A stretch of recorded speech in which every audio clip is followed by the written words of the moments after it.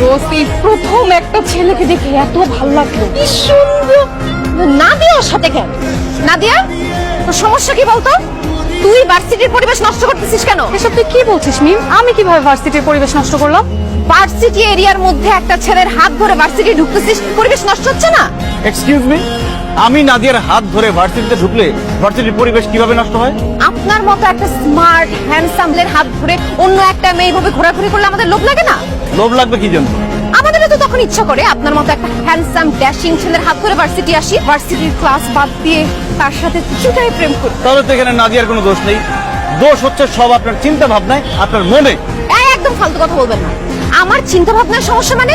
সমস্যা হচ্ছে আপনার চোখে, সমস্যা আপনার মনে। আমার চোখে মনে সমস্যা মানে কি বলতে চান আপনি?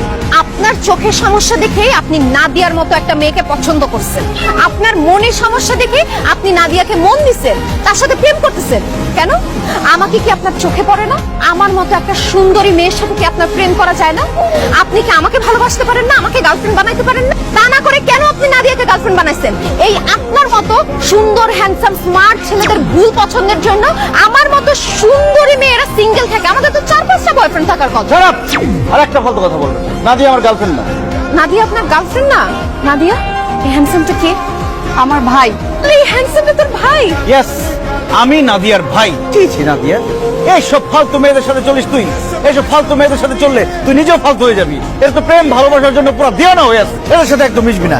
যা ক্লাসে যা, আমি গেলাম। বান্ধবী, আমি তো খাইছি। কি খাইছো? তোর ভাইয়ের উপর ক্রাশ খাইছি।